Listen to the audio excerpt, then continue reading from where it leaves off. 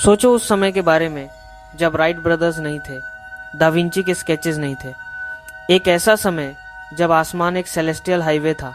वेद, जो इंडिया के पुराने टेक्स्ट हैं, भगवानों और हीरोज़ के बारे में बताते हैं जो विमानस नाम की फ्लाइंग मशीन्स में उड़ते थे।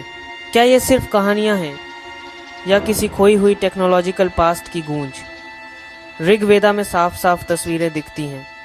सूर्य का रथ आसमान में चमक रहा है, इंद्र हवाई जहाज़ों से थंडरबोल्ट्स चला रहे हैं। ये कोई वाक कहानियाँ नहीं हैं। ये ऐसी गाड़ियों के बारे में बताती हैं जो एनर्जी से हमिंग करती थी, जिन्हें विजडम वाले लोग चलाते थे। पुष्पा का विमाना, रावणा का लेजेंडरी रथ, कहा जाता था कि वो थॉट की स्पीड से चलता था, अपने मालिक की मर्जी से काम करता था।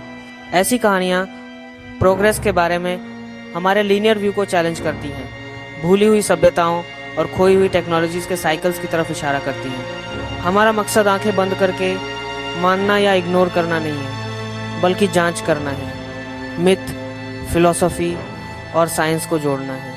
क्या होगा अगर ये पुराने सेज असल में रियल वंडर्स लिख रहे थे, सिंबोलिज्म का इस्तेमाल करके नॉलेज को एनकोड कर रहे थे? शायद आसमान के सीक्रेट्स इंडिया में हजारों साल पहले समझे गए थे और वे हमारे रीडिस्कवर करने का इंतजार कर रहे हैं। विमाना क्या था? संस्कृत में इसका मतलब है एक ऐसा स्ट्रक्चर जो पक्षी की तरह आसमान में चलता है। पुराने टेक्स्ट में विमानस के कई शेप्स बताए गए हैं, स्फीयर्स, सिलेंडर्स, यहाँ तक कि पक्षी जैसे फॉर्म्स कुछ छोटे कुछ शहरों जितने बड़े। वैमानिका शास्त्रा, जिसका श्रेय साग भारद्वाजा को दिया जाता है, एक इंजीनियरिंग मैनुअल जैसा लगता है जिसमें मेटल्स, अलॉयज और कंस्ट्रक्शन मेथड्स का डिटेल है।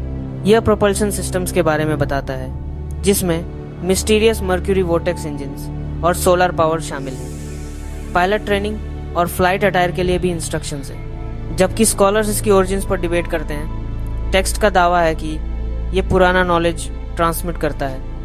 यह हमें इन कहानियों को टेक्निकल एलिगोरीज के रूप में देखने के लिए इनवाइट करता है, न कि सिर्फ फैंटेसी। कोड वहाँ है, क्रैक होने का इंतजार कर रहा है।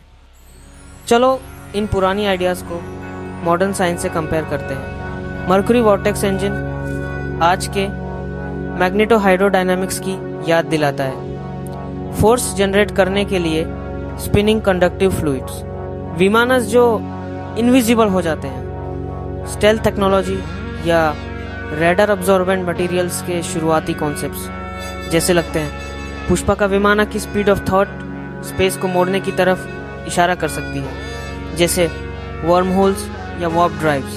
पुराने टेक्स्ट में सोलर पावर और एक्सोटिक एनर्जी सोर्सेस का जिक्र है, जो क्लीन एनर्जी और यूनिफाइड फील्ड थियरीज की हमारी तलाश के समानांतर हैं। ये कहानियाँ बताती हैं कि ऋषिज सिर्फ स्पिरिचुअल सीकर्स नहीं थे, बल्कि साइंटिस्ट थे जो एनर्जी और मैटर के नेचर का पता लगा रहे थे। सामान्यताएं चौंकाने वाली हैं। पुराना मिथ और मॉडर्न फिजिक्स जितना हम सोचते हैं उससे ज़्यादा करीब हो सकते हैं। क्या एंशियंट्स उन सच्चाइयों को देख रहे थे जिन्हें हम अब जाकर रीडिस्कवर कर रहे हैं?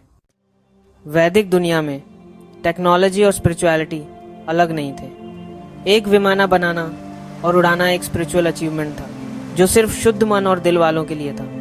पायलट एक योगी था, खुद का मालिक, सिर्फ मशीन का नहीं। रावणा जैसी कहानियाँ चेतावनी देती हैं कि धर्म के बिना टेक्नोलॉजी विनाश को बढ़ा सकती है।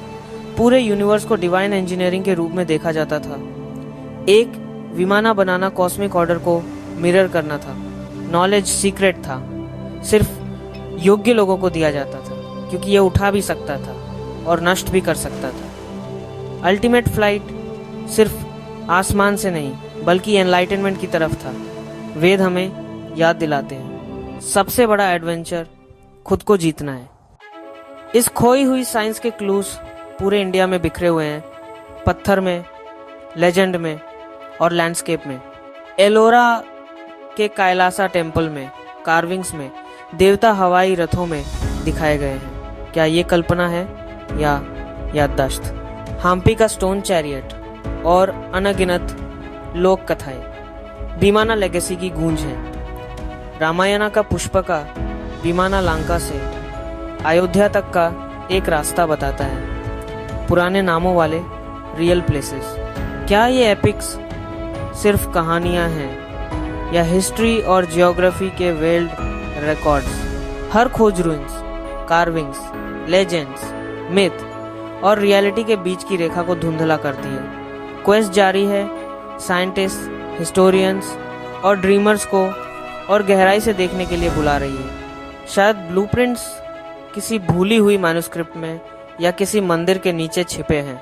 वेद हमें चैलेंज करते हैं, बोल्ड बनो, क्यूरियस बनो, एक्स्ट्राऑर्डिनरी में विश्वास करो। सबसे बड़ी डिस्कवरीज शायद हमारे अतीत की ब्रिलियंस को रिडिस्कवर करने में है।